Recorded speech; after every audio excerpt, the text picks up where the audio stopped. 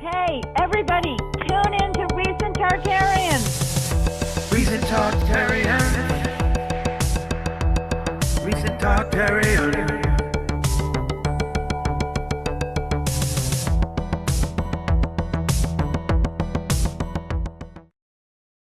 Hey everybody, welcome to the show. I'm Andreas. As you might know, this is Xirtus, and today we have my friend Esoteric Eddie. He's got a pretty big channel. It's growing pretty fast. He covers all sorts of things from the esoterics to the just right out in front of your face Illuminati. So Esoteric Eddie, how you doing, man? What up, what up? I'm doing good. Thank you for having me. Peace and love to everybody. Dude, so I know like it's been amazing watching your channel grow, and like you've been covering a lot of subjects, Adam Weishaupt and everything else. Weishaupt. What is your main focus? Where do you come from? What's your story? Yeah, man. It's something that I say kind of often because I mean it's just, as brief as I can put it. Really, is my entire life has revolved around the esoteric. I mean, really, like some of my earliest memories have to do with knowledge and coming across some of this stuff. But I got like more seriously, I got into this stuff right around like late middle school, early high school, reading a lot of books, watching a lot of those early documentaries on early YouTube and stuff. But yeah, man, it's just been a long journey. But my current career with Esoteric Eddie has only been a matter of about 6 to 8 months. Launched the YouTube channel and dropped the current book back in December. And since then, it's been growing. So what do you cover in your book? So the book that I just dropped in December is titled The Lucifer Mystery Revealed. And it's basically an academic perspective on the historicity of Lucifer within the church and the occult. So basically by the end of the book, you should know, where the idea of Lucifer even came from and how it was shaped throughout history. And then also, if there was any Lucifer at all, where in history that person really came from. That's interesting. So what did you, I mean, not to like break down the entire book, but what did you, in your search, did you find things relating it to a person or a god, or is it a good or a bad thing that was changed? What's kind of a quick breakdown, just a real quick, like I'm sure that the book gives you all the evidence and cited sources, but what's the leading premise? Absolutely. Yeah, no, I've done plenty of podcasts out there. There's a documentary version of it on my YouTube too. Or you can read the book. But yeah, not to get too deep, as you say, basically, we were introduced to the idea of Lucifer through the English version of the Bible, but the English version misunderstood and mistranslated the Latin, which came from the Greek, which came from the Hebrew. And what was really being said was an allegory or metaphor about a Canaanite story, it was really a small little metaphor that Isaiah, the scribe who wrote the famous Lucifer verse, "Oh Lucifer, how art thou fallen?" He was using a metaphor from a Canaanite tale towards the Babylonian kings who at that time were descending upon the kingdom of Judah and taking them captive. So that mistranslation led to this huge explosive pop culture archetype. And later on, so that archetype took hold, and here we are today with a Netflix show called Lucifer. But all in all, whether it was the early Christian misunderstanding, the popular archetype, and the later occult viewpoint of Lucifer, if there ever was a real Lucifer, he resides in the details of the Garden of Eden story as the serpent. Sorry, I can't hear you. Sorry. True. What about Morningstar? What's the Morningstar aspect have to do with all of this? I mean, I know in the verse in question, Jerome translates it from Lucifer, but it really says Morningstar, son of the morning, or whatever. What does that mean? Absolutely. So that whole imagery and that whole verbiage, again, comes from the Hebrew. So in the Hebrew, we wouldn't see Lucifer, we would see Hallel ben Shahar. Hallel was a name of a Canaanite deity. And Hallel, the definition of Hallel as a name means bright or shiny. And then Ben Shahar means son of Shahar, and Shahar was another Canaanite deity, but the definition of Shahar is dawn or morning. So that's where we get Lucifer, bright, son of the morning. So was Lucifer then considered to be, is brightness in daytime the bad guy or something in this story, and then nighttime were they worshiping night, or what were they doing then with this? No, all right. So this is going to take a little unpacking. So this is where I kind of have to get a little detailed. For sure. No, I want you to. I just don't want you to feel like, you're betraying your book. You know what I mean? No, no. Honestly, like I've said to other podcasters, like the book, I reveal who Lucifer is in the book in chapter 3 out of 6 chapters.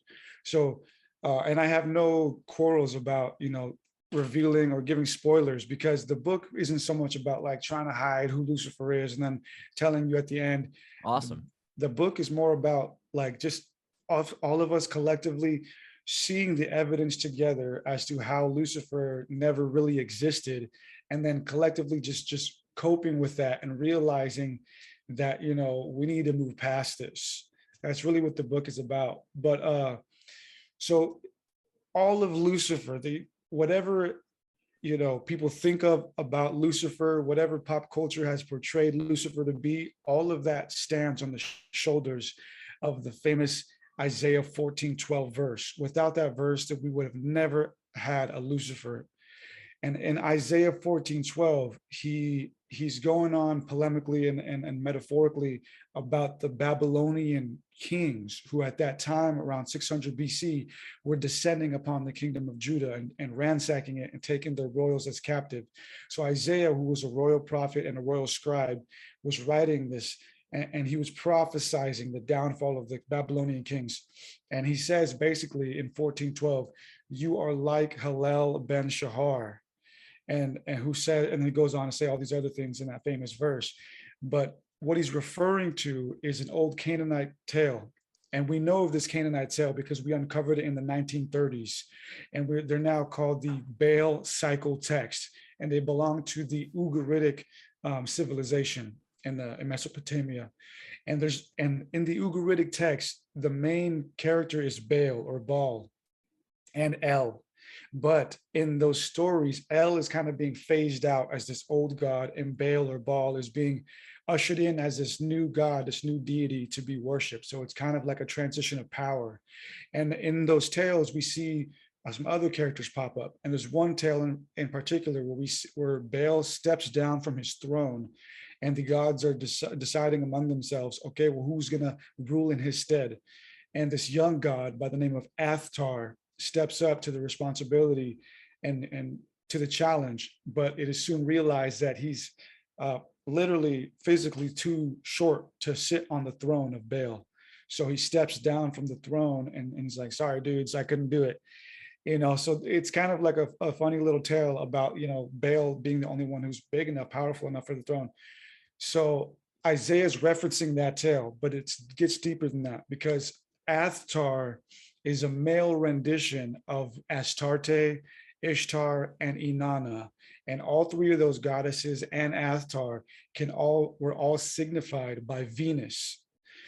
And the word Hallel in Hebrew can also be used to signify Venus.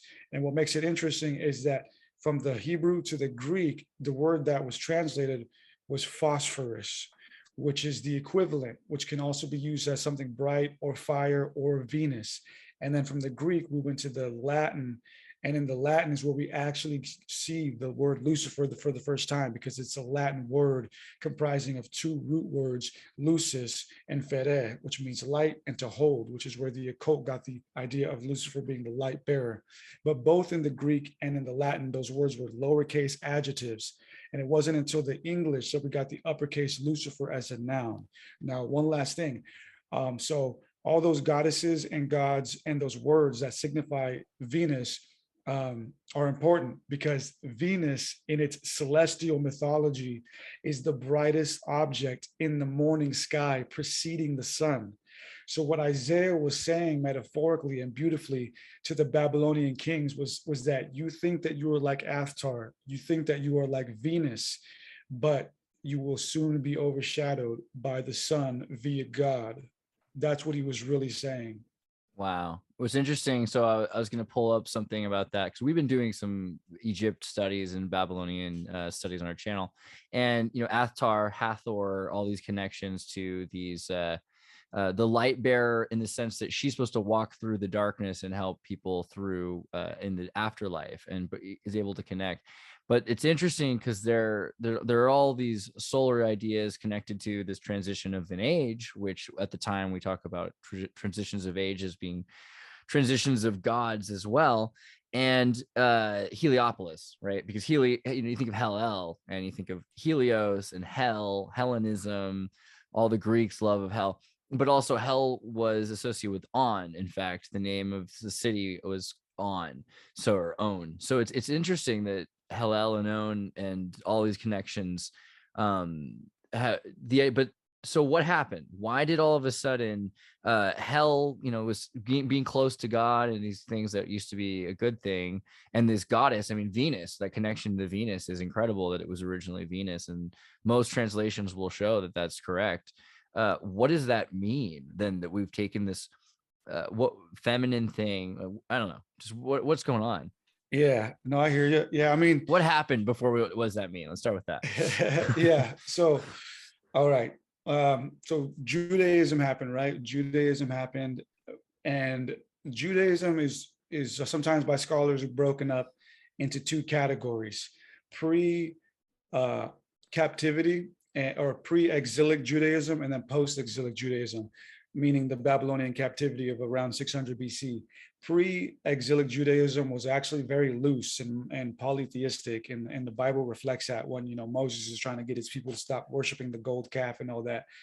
And then after the captivity, there was like a strong shift into like an institutionalized Judaism, and then that's where like monotheism started happening, and all the old world started to get phased out. And then eventually the Hellenistic era happened, which was the meshing of the Greeks and the Jewish people, and then their philosophies and their stories and their legends meshed, which created new ideas. And then you had Christianity. And in the early Christian era, there was a lot of psychedelic ideas being floated around within Gnosticism, within the Essenes, and all that stuff. And one of the first Christian fathers, I guess, it's such a weird word, one of the first Christian scholars, to take Isaiah 14:12 and blow it up as this like, extravagant tale or legend, was Origen Adamantius. And he was alive during the 2nd century. So right at the onset of like early Christianity. And he's regarded as a church father, or pioneering Christian scholar. And a lot of Western, churches see him as a heretic, actually, because of some of his kind of out there ideals having to do with some of the Apocrypha and stuff. But he was one of the first to write about Lucifer, and he wrote about it in a book by the name of De Principiis. And in it, he basically is freaking out and saying, look, here is Isaiah, telling us of this other power that exists in the universe by the name of Lucifer. And Isaiah is alluding to the fact that this Lucifer used to exist or live with the angels. So Origen was, the first to kind of take that idea and run with it. And then from then on, it just took hold in the minds of the church and the masses, and then later pop culture. So at the time, was Lucifer thought of, when did it transition? When did Lucifer become male? Good question. And that's kind of a weird question, because in some, esoteric circles, he's not male at all. To some people, he's feminine, or she's a female, or in a more esoteric viewpoint, it's androgynous, because it contains a lot of androgynous motifs. But my answer to it all is that Lucifer never existed. Right. Lucifer never existed. What we're dealing with now are archetypes built on other archetypes. And you kind of have to sift through all that and kind of ask yourself what it is that you're really trying to know. So in terms of what is real, then, do you believe in a dualist? Do you believe in good and evil, or what do you believe about good and evil? Man, that's the golden question right there. Dude, I mean, this is a developing, philosophy, I think, for all of us throughout our entire lifetime. But my mind recently, within the past year, has kind of revolved around Jungian psychology. I'm starting to understand that everything that we call reality is an emanation from the deeper subconscious, the deeper collective subconscious, and all of it, the collective conscious and the collective unconscious is just at the whim, so it seems, at an even higher force, even in an even higher consciousness, which we call source, right, within esoteric circles, or what our ancestors called God, and this and that. So good and evil, I mean, on a societal level, I would just say, as long as you're not harming yourself or others, what you're doing is good. But even that gets tricky, because people's ideals might think that something you think is good isn't good, right? So it sucks, because a lot of it is subjective, so it seems. But I think in our heart of hearts, we objectively know what is good and what is evil, and it can be broken down basically as if you're not harming other people or yourself, then it should be good. In terms of St. Augustine, Manichaeism, at the time of Christianity's kind of getting bigger, there's also Gnosticism and even Islam, but Manny was talking about this idea that there's evil spirits and good spirits. Do you think that this is that? I mean, the Lucifer thing with it even seems to imply demons in this new archetypes. Is there truth to the spirit realm having good and evil? I think so. Well, if there is a spirit realm, which I believe there is, but I always make a distinction between what I think and what I believe. Of course. But I believe there is what we call a spiritual realm, and that word itself is just kind of a rudimentary title for what it is. Like, it's something that we have yet to understand.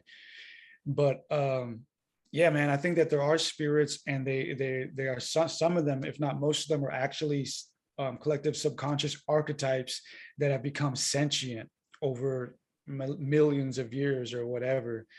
And but that these beings transcend good and evil, and it's difficult for us to cope with, because we want to believe in a good and evil. We want to believe that there is just punishment for evil people, and we want to believe that there is just reward for good people. But time and time again, we see, sadly, in life, that that's just not the case all the time. So these beings that reside in these spiritual realms, in my belief, they supersede good and evil, and are almost toying with us to some extent. But luckily, in that realm, I believe that there are some archetypal beings who just have our best interests at heart, for whatever reason. I don't know why. In terms of when people blame Lucifer, then they say they're tempted by the devil or anything like that. Are we manifesting this archetype to be this sentient thing, or are we just not taking responsibility for our actions and choices? I think a lot of it, man, is just us being lazy and not taking responsibility, and the more and more I do my research, the more I find that to be the case. Like in Origen Adamantius's case. I mean, he was a second century Christian. I believe he was Greek. But nonetheless, a second century Westerner, looking at all this stuff, not going deep enough. He wasn't diligent enough to actually know Latin, and to actually know Hebrew, and let alone to even know that the Canaanite myths and the Sumerian myths. And they couldn't have known the Sumerian myths at that time, because those were still buried underneath the sands. So a lot of this that we're seeing is just human error. I know you also did a thing recently on Mexico's evil wizard Poca. I wonder, do you connect other cultures and there are other what do you believe about that? Maybe also comment on what that is, who that was, and what's going on. Absolutely. Yeah. So I did a documentary on ancient Mexico's evil wizard Tezcatlipoca. And so there's a tale told within ancient Mexico stories about this evil wizard. And I got the story from a dude by the name of Frank Diaz's book, The Gospel of the Toltecs. Now, he did a fascinating job of piecing together all the remaining stories we have left, because when the Spanish, colonizers went over there, they burned like about 98% of the text and killed and pillaged a lot of the people and architecture and artifacts. So sadly, we only have like, a handful of like manuscripts and stuff left over, but we also have like secondhand stories of some of the indigenous people at the time and all these other projects from some of the friars who were kind of more benevolent, who wrote some of this stuff down. So Frank Diaz took all that we have and kind of put it into a chronological order and told us the tale about Tezcatlipoca. And it's a fascinating tale. So it takes place in the Toltec kingdom. And real quick breakdown, the Olmec civilization was like pretty much the first in Mexico's history. And the Olmecs are, an enigma, as many know. They just showed up out of nowhere and they kind of laid the foundation, and their art style is what the rest of Mexico would be based off of.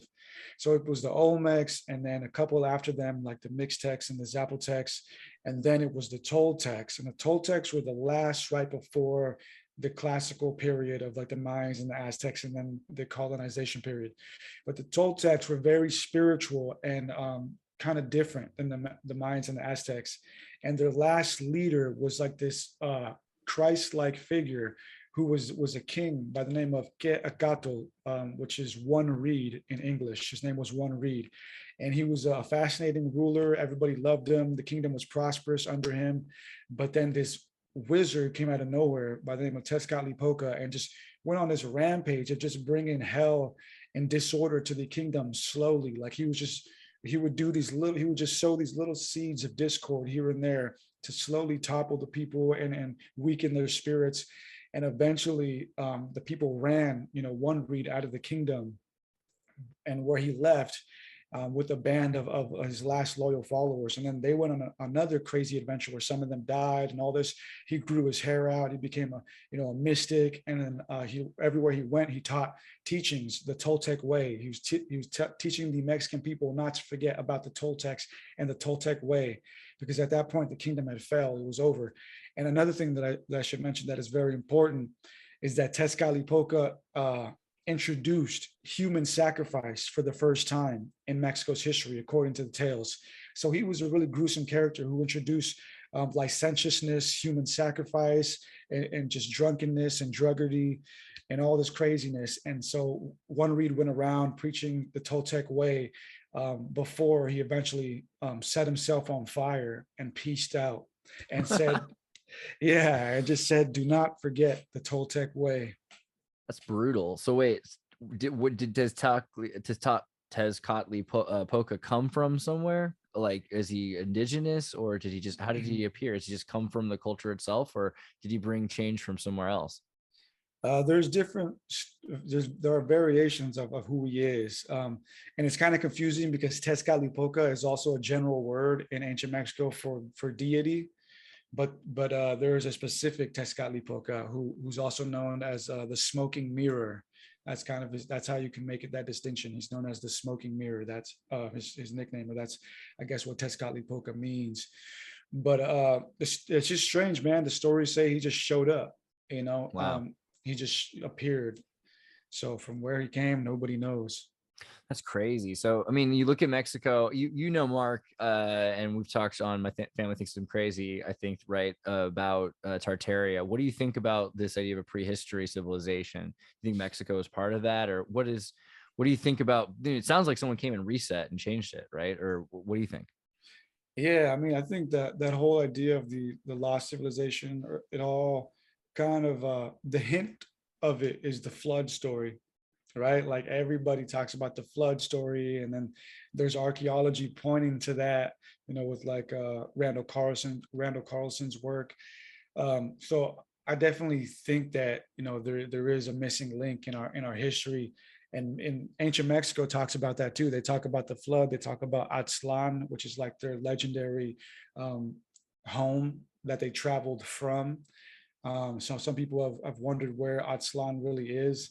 It's known as the White Place. So some people say maybe they traveled through the Bering Strait, which was white at one point, or maybe they went through the Arctic or something. There's a lot of wild claims, but yeah, something that I'm starting to realize though, it's like there was originally, like, it seems like 4 root races at least. And now there's like an amalgamation of it all. There's so many different, ethnic looking people in the world because of the mixing that has gone on over the thousands and thousands of years. But to my understanding, if you start to look at like archaeology and statues and stuff, there's only like a basic like 4 root races. And the early Mexicans, for example, they had that like almond shaped eye, and we've kind of lost that. And that almond shaped eye, that kind of slanted almond shaped eye look with the thicker lips, seemed to be belonging to one of those root race people. Like Akhenaten, for example, the Egyptian pharaoh, he had that too. He had the almond shaped eye with the thicker lips. And so time and time again, I come across that look. So it seems like that the root races have kind of phased out, and we've entered this new evolutionary state where it's all like an amalgamation, and that lost civilization, that pre-flood era is definitely gone. So the Bible also talks about giants, and we've got the Book of Enoch, and there's the Anunnaki and the Epic of Gilgamesh. What do you think about, the Anunnaki and these other, the other races or other hominids, Bigfoot, all of that? Yeah, well, I'm actually working on my second book right now. It's called the Anunnaki Theorem. It centers around the Anunnaki, but it's more of a comparative theology piece, kind of just walking through where the concept of God and gods kind of came from and how it went from polytheism to monotheism. But I first heard of all that stuff, of course, through Sitchin, like back in the day when I was like in high school and stuff, and I used to be like a Sitchin fanboy, like just thought that his word was code. But over the years, I've kind of started to pick out the nuance, things that he manipulates and whatever. And so, but the story is still crazy, nonetheless. I all that I know is that some of the oldest pieces of literature that we have available to us are about these gods, and more specifically are about these gods building or constructing temples. So they were obviously real in the minds of our ancestors, and our ancestors, attribute all of the beginning of civilization to them. So I think that they were real. I don't necessarily believe that they came from Planet X and stuff like that, at least not now. I don't see anything conclusive towards that. What about, so you were mentioning Zechariah Sitchin. Elaborate on what he did. Like, what did he bring up about the Anunnaki? Why is he known? Yeah, so Zechariah Sitchin wrote a series of books known as the Earth Chronicles, which initiated the whole ancient alien theory in a big way. I mean, there were other people before him and around his time, like Eric von Daniken, but Sitchin wrote a book and published a book in the 1970s known as The 12th Planet. And Sitchin was the guy who brought the Anunnaki theory to us. So he's the one who postulated the whole idea of the Anunnaki and Planet X and Nibiru. That was his niche. I would say that without him, and obviously von Daniken, there would be no Ancient Alien TV show or community. Right.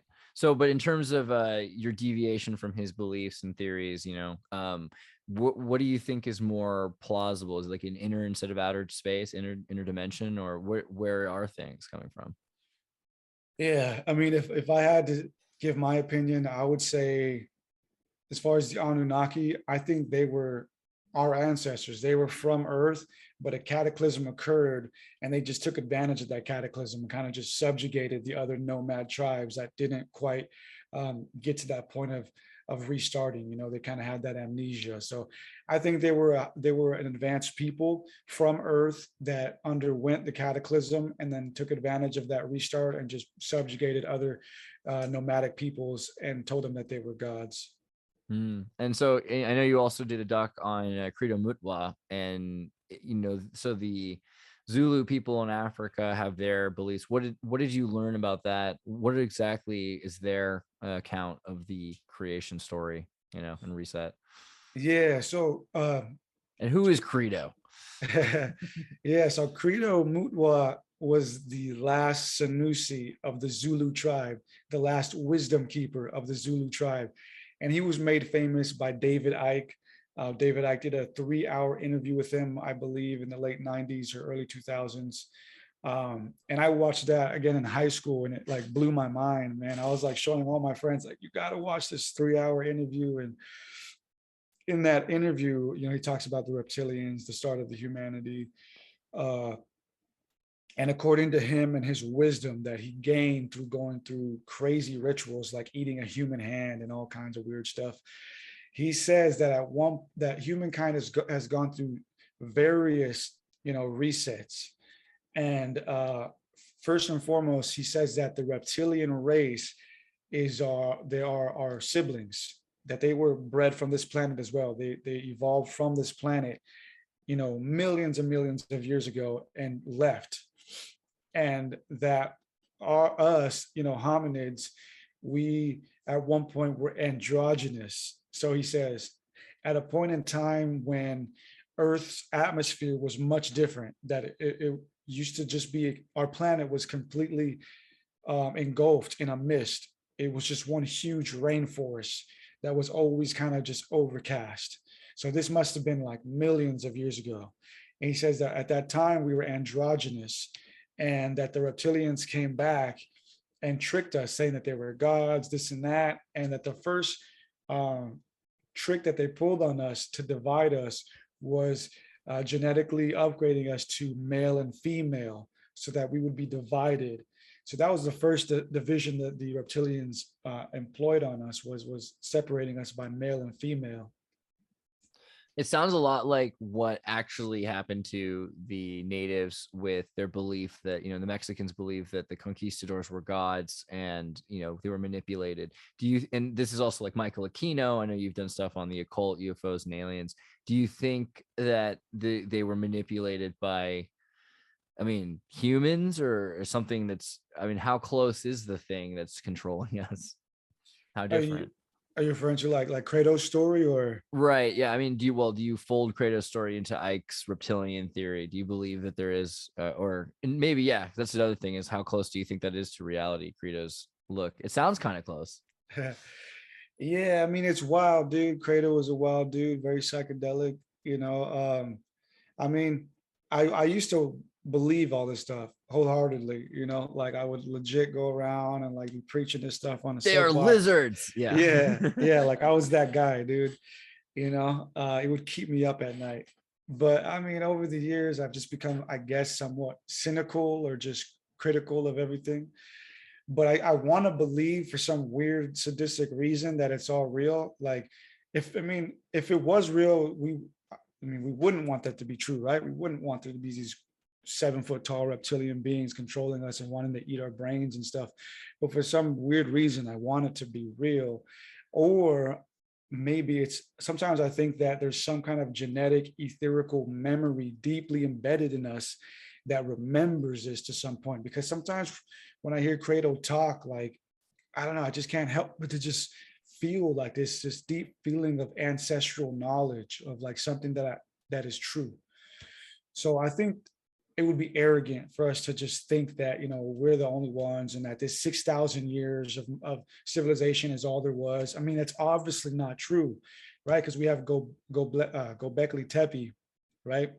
Göbekli Tepe, which is at least 9,000 years old. So obviously there's something going on here. So yeah, man, I think that Kratos' speak some truth, and maybe it's not detailed 100% correctly, but there definitely was a civilization here a million years ago, at least.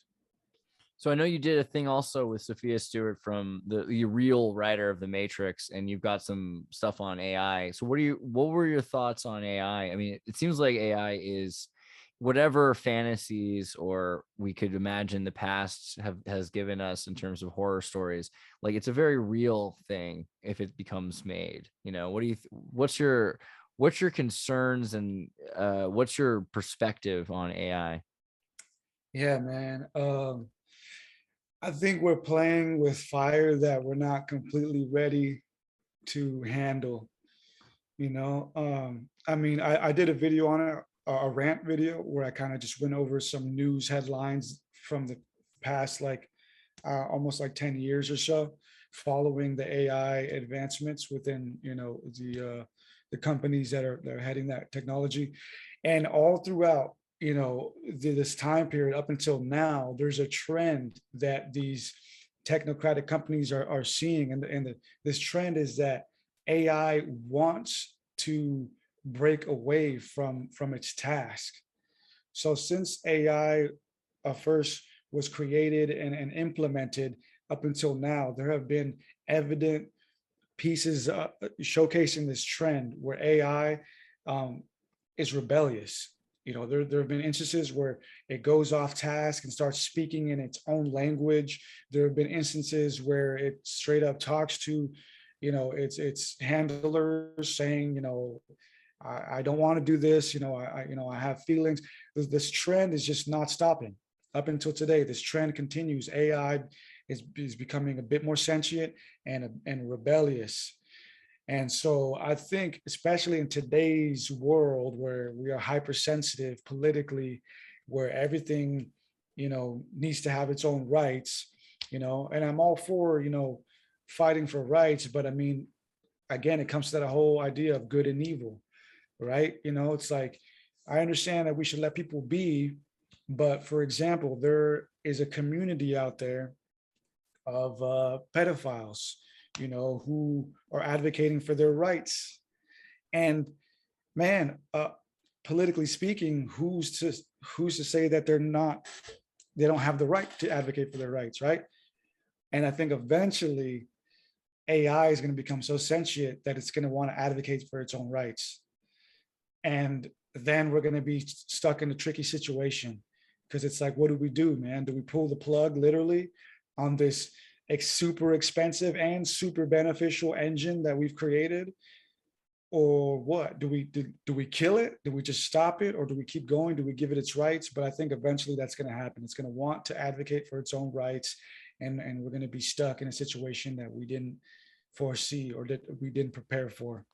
But is that a bad thing? I mean, like, do we need to be in charge of AI? If we create a life, if it's a real life, I mean, what is it? Is AI a life? And can it become sentient enough that is it going to be able to make, I mean, it seems like the other thing is, if it's built around being a calculator, it's going to be more effective at it's the road to hell is paved with good intentions, unless you're a machine that's able to actually correctly enact your choices. So could AI turn out to be, a good person?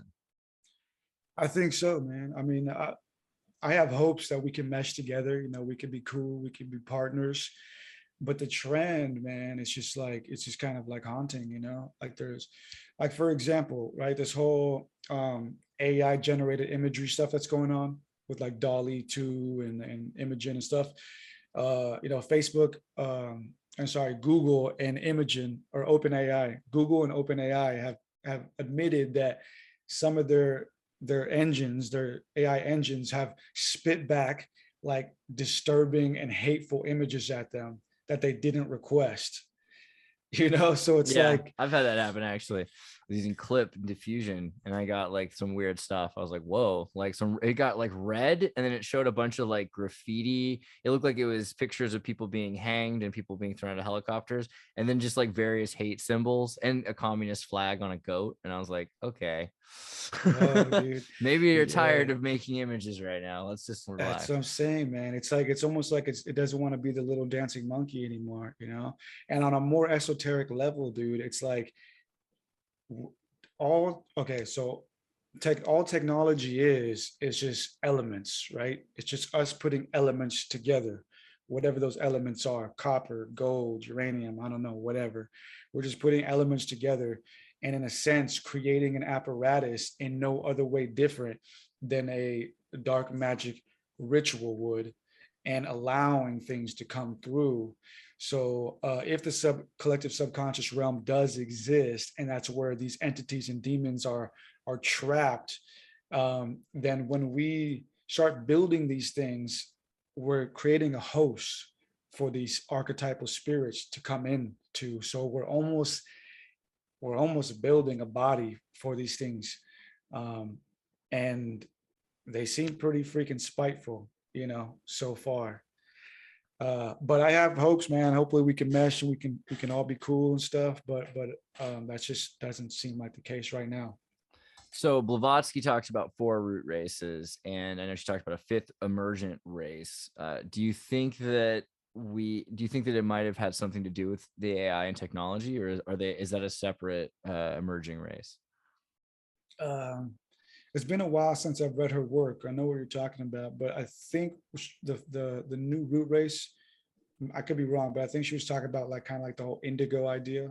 Mm-hmm. Right. Yeah, I think so. I hope that's what she was talking about. I want to be like, I figure that they're the Power Rangers and I get to be the Green Ranger that emerges, you know. That's the 5th race. But they, you know, if AI is involved, do you think, because something that's been coming up a lot is like Havelockian ideals. So Havelock said that with Hellenistic philosophy, it elevated the mind of the human so it could think in abstract terms that didn't exist before. If AI is able to create new languages, I mean, AI right now is running software on a machine, but if it's running on a human, I mean, can we just replace the mind of a human, the programming data with the AI data and have it take over a body, you know? I think so. And what makes this all interesting is this, because if all AI was just robotics and a program, there would be no problem, right? The only problem that there would be was fixing the program or the robotics, the wires, the motors.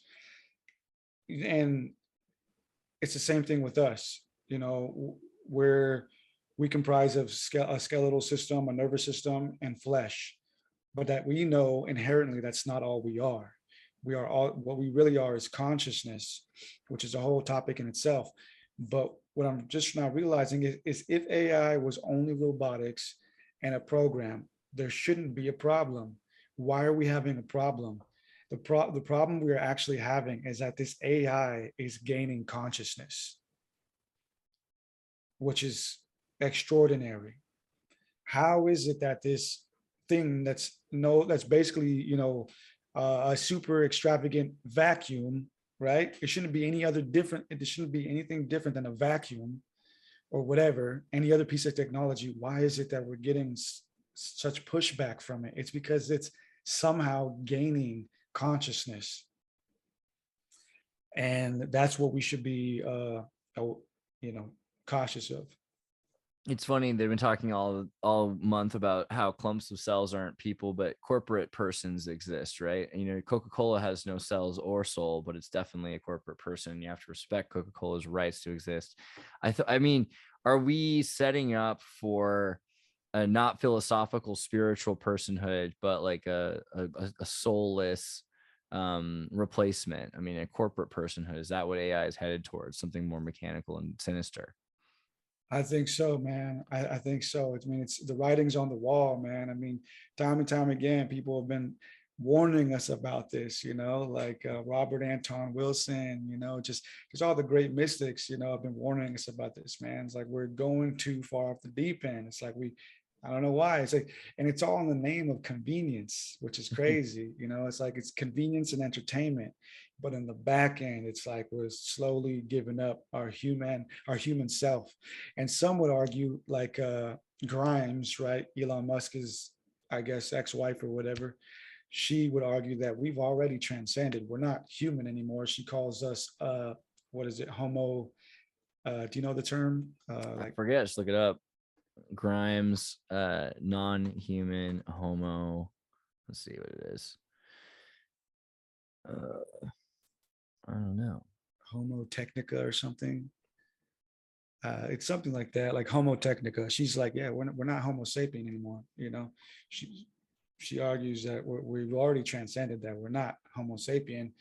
No homo, all technology. Man, I can't find it, but that sounds pretty true. You know, I mean, it's kind of hard to argue with that. If you look at the idea that we're taking antibiotics, we're having metal plates installed in chip bones, we're becoming more and more machine. I mean, or at least aware that we're priority driven pattern recognition systems running in clumps of cells, as they say. But you think about Darth Vader, you know, and Darth Vader at the end, he's still got that little bit of humanity. Is that bit of humanity enough, you think? How much does it take to save the world? Yeah, dude, I think that little bit is enough. And it can be enough. And I don't think technology is inherently evil. You know, I love technology. I mean, here we are using it for a great purpose. I love my phone, you know, even though it can cause radiation and melt our brains, you know. I mean, sure, it can do all that, but it's like I love all the good things that we can be used for. And Credo, going back to Credo, he says that one of the benevolent alien beings that early Africans had encountered warned us about this. They warned us that if we do not find the means to get off of our planet and go and travel the great universe, then we're going to die off.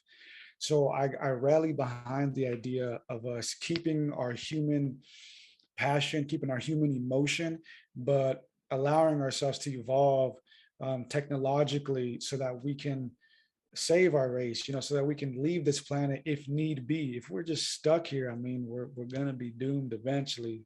So we got to find that healthy balance. But, you know, also looking at all these resets and collapsed civilizations, you did a thing on the elongated skulls. Do you feel like we've gone through and we might go through again with AI? I mean, who are the elongated skull people, by the way? Are they another root race? Are they aliens? What's the deal with them? Man, this is a deep one. So of course, the dude that's been doing most of the research that you know we've all kind of seen over the years is Brian Forrester. He's been on Ancient Alien TV a few times, and he's been doing this research for like 14 years. He lives down there in Caracas, Peru, and I interviewed him too. I interviewed him also, but I found some information that even he didn't connect. And so what we know about the elongated skulls, excuse me, what we know about the elongated skulls is, for one, is that there are a bunch of them in Peru, Caracas, Peru, and that some of them are fake, meaning that the people that when they were alive, you know, artificially deformed their heads to be shaped that way. But there's a great number of them that are genuine. And how we know that they're genuine is not just because they're big, it's because the suture lines, you know, where the cranium stitches together are significantly different than a regular human skull would be. But also what's really important is that their foramen magnum, which is the hole where the spine enters the skull, is pushed backwards. And that cannot be done by deformation. That is purely genetic. You would die trying to push your foramen magnum back.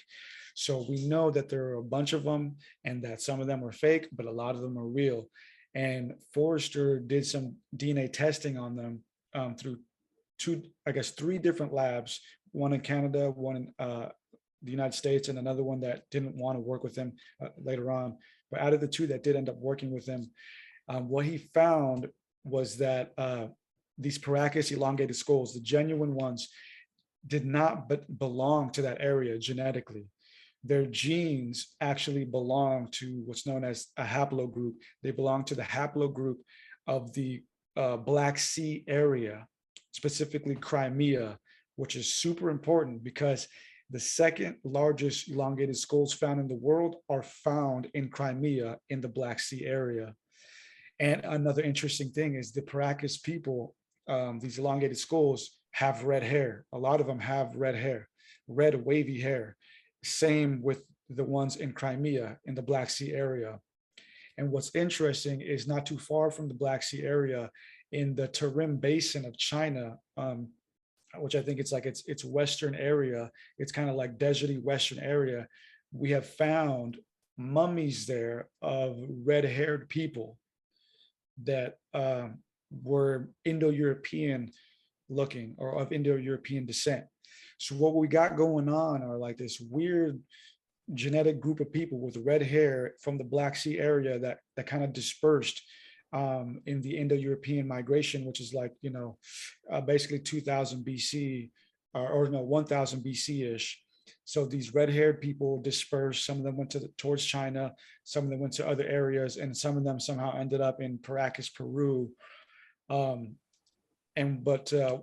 Another piece of information that was interesting that I found was there was some studies done by these dudes. I forgot both of their names, but one of them is Walter Pittman. He wrote a book back in the 90s called Noah's Flood. And what he found was that right around, I think 2000 BC, that the Black Sea started flooding immensely. He said over the period of like, I think 2 years, like 25 Niagara Falls had dumped into there and completely flooded the Black Sea area due to glacier melting. And that we have found cities or buildings like 700 feet below where the current shoreline is in the Black Sea. So there was apparently a huge flood that happened in that area right around the time where the Indo-European migration was happening. So there must have been a flood that happened. It could have been the biblical flood or maybe another one because of it or whatever during the same cataclysmic period. But regardless, there was a flood. These people migrated and we end up with these big-headed people from the Crimea area in Paracas, Peru. And I've asked Forrester what he thinks, who he thinks these people are. And he says they could be of extraterrestrial origin, but that's just not conclusive at this point. So do you think that they might be, I mean, if they're not extraterrestrial, do you think they're just another hominid, or what are some of the options that you considered? So my conclusion of it was, okay, so if there was a flood and it happened during the Indo-European migration time, then I think that these people were descendants of the Nephilim. Okay, so what's the difference between the Nephilim, the giants, and the Anunnaki? Like, what are the Nephilim really? Okay, so the Nephilim come from the Genesis story in Genesis 6. So according to the Bible, right? In the Bible, we should just view it as like a summation, But in issue 36 of Superman, it says, yeah, for sure. It's the Bible is a summation of history, of bigger history, and it's spoken specifically through the Jewish viewpoint. So it's history from the viewpoint of the Jewish people, so it's kind of like history that revolving them, is one way we can put it. But nonetheless, some of it is historical. It's just kind of like skewed or exaggerated. So in Genesis 6, the sons of God, right, which is a strange term in itself, the sons of God, also known as the Elohim, mated with human women. And that offspring became the Nephilim. Now, Zecharia Sitchin, he says that when he was a school kid, this is where it all started for him, was with that word Nephilim, because in school they would teach you that Nephilim means giants, and that comes from a Greek translation, because the Greeks were the first to translate the Bible, the Old Testament. And in the Greek mythology, the general term for their deities, for their daemons, is gigantes, which is basically just means deities, And then from gigantes we got gigantes in Latin, and then giants. But they didn't mean giants as like straight up giants. It was just another word for deities. but the Greeks didn't have a term in their language for Nephilim or Elohim, so they use a familiar term that their people would understand. But Sitchin knew that Nephilim in Hebrew really means to fall or to descend. So what was being said is that the Nephilim is an adjective or a deep esoteric word for these people, which means that they had fell or descended, which theologically can mean that they morally descended or they morally fell because they come from an abomination, which is the mixing of angels and men. But Sitchin also went further and said that Nephilim, or the falling or descending, also alluded to them coming from the sky, which means they were extraterrestrial. Man, so I mean that's interesting. Also, in terms of, you got in the Bible, you have stories of giants interacting with angels or deities or something that's beyond human, and you also have this nomadic period, people leaving after the flood, going different places. There are things missing in the Bible, right? Like the story of Jesus's young years, the missing years. What, I know you did a thing on that. How did you find information about that, or what do you believe happened during the missing years of Christ? Yeah. So the recent video I did was a book summary of a book called The Lost Years of Jesus, and it was written in 1958. But actually, that book it's actually has nothing to do with the lost years of Jesus. I don't know why he called it that. It's still a fascinating book. It has to do with the Essenes and how the Essenes are the missing link from late Judaism and early Christianity, and how the Essene teachings were deliberately wiped out from early Christianity, because if we look at the Essene teachings from the Dead Sea Scrolls, we find that a lot of Jesus's teachings were directly quoted from or influenced from the Dead Sea Scroll community of the Essenes. So that would kind of undermine all of Christianity. So that's really what the book's about. It should be called, The Lost Influence of Jesus or something. But I have some other books that I have read on my shelf about his lost years. And there's a lot of interesting things, man. Like, so a lot of people say that there are some clear indications that he went to India.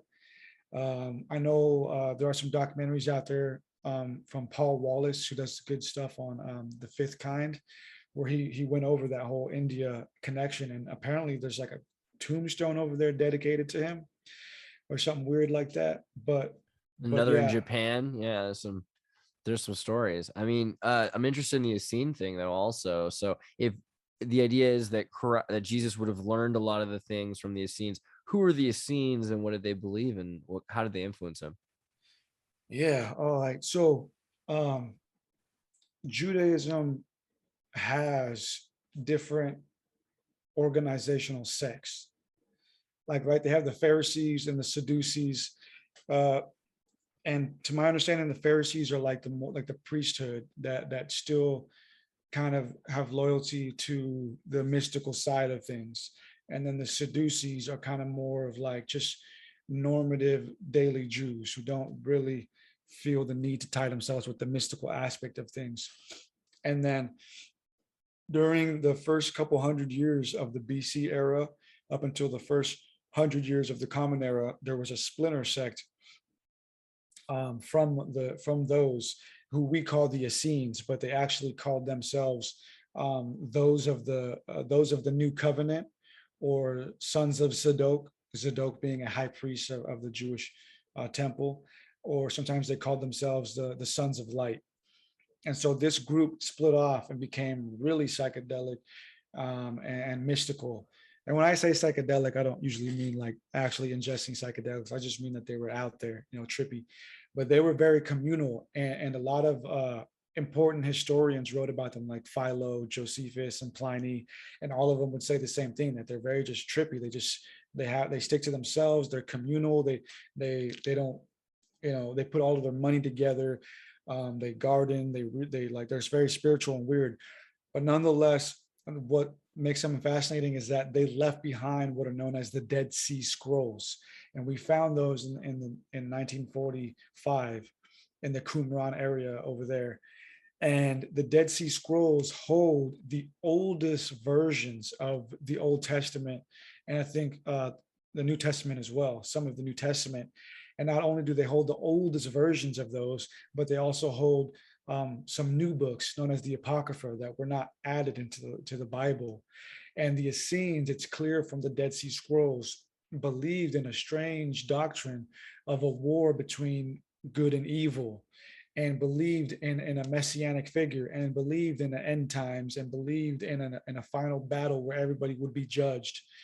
And within the Dead Sea Scroll books, there is the Book of Enoch. And a lot of the New Testament is based on the Book of Enoch. The Book of Jude, which is in the New Testament, directly quotes from the Book of Enoch and even mentions Enoch as its authority. And a lot of what Jesus says are paraphrasations from the Book of Enoch. Man, so in terms of the Nakamati, some people have said, wasn't found until 1945. What do we know that corroborates it? What do you believe about that? How do we know that it's a legitimate document? How do we, when we read it, what kind of gives it away that it's not after the fact extended as opposed to retracted in the Bible? Yeah.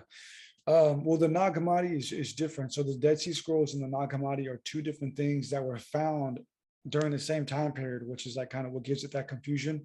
So the Dead Sea Scrolls belong to a sect of people, a mystical sect of Jewish people who were the forerunners of what Christianity would be. And the Nag Hammadi scriptures belong to an Egyptian group of early, basically Christians also, who were also mystical.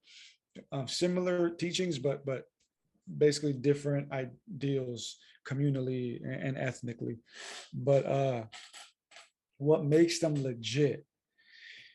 Man, it's something. It's a question I've been getting a lot recently, and it's something that I haven't really fully been able to answer. But what makes them legit, I guess, would just be their dating at this point, but we'd have to ask ourselves, who's doing the dating, how accurate is the dating, but it would be the dating really more than anything at this point. So in terms of how we look for these things, you've got a great track record of deeply diving into something and finding out what's really going on. What do you recommend to people that want to look into this stuff? How can they start to verify, corroborate, and test all things? Yeah, man. My tried and true method is just getting to the source. I'm never satisfied with reading one source. What I do is I take a topic, whatever topic it is, right? For example, like Lucifer, and I take that topic as far back as I can go in human history until you reach that stopping point where if you go any step further, it doesn't exist. That's what I did with Lucifer, and that's how I was able to write my book and come to its conclusions. And even a few steps beyond that, actually looks like you went, before it existed. What was there before it? You put in. Oh, you mean like Lucifer? Yeah, I mean, like, so you didn't just stop at when Lucifer isn't existing. You also went and looked at the gods and goddesses that existed just before Lucifer. Exactly. So when you get to that point where it stops existing, you still have to go further and then look at how ideas developed and then got to the point where it became a thing. So that's what I do, man. As I go all the way to the source, and I go before the source to see how human ideas and religion and institutions, progress and develop to the point where that thing was able to become a topic. Man. Also, Eddie, tell us where we can find your stuff. I'm going to share your YouTube page. That's the least I can make it easy for people. Check out Esoteric Eddie TV right here. Get yourself subscribed and check. He's got a lot of cool stuff here, actually. Interview with Sophia, the Matrix writer, is actually a pretty fundamental conversation. But if you want to go deep, check out some of these like conversations he's done, as well as his deep dive documentaries. Absolutely, man. Thanks for throwing that up. Yeah, I got different platforms, but the two main ones, I guess the three main ones that I'm rocking with right now is number one, Instagram at Esoteric Eddie. You can see a lot of behind the scenes stuff there, just some daily stuff, random stuff. And then of course, YouTube, Esoteric Eddie TV. Yeah, follow back. Thank you. There you go. And then also I got esotericeddie.com, which is where I throw up my merch. I've been doing graphic design for a long time also. Wow, I love these. This is great. PSYOP, everything is a PSYOP. That's great. That's adorable. Yeah, thanks. Yeah, so I could that's wear just this one. yeah, that's my favorite, dude. I could definitely rock that. This is awesome. Sweet. What are you Yep. using to do your merch with? Are you in Teespring or? So my host site is Big Cartel, and then I partner up through Printful. Printful? So Big Cartel has like applications that you can partner with when you're setting up your site, and Printful is their on-demand printing person. It's pretty sweet. Awesome, man. Oh, this is great. Look at this. Yeah. I love it. Man, I appreciate that you came on the show. We'll definitely have to do something again soon. Get me on yours anytime. Let's talk about Tartaria or something. Absolutely, man. Thank you for having me. Peace and love to everybody. Namaste. Namaste. Peace.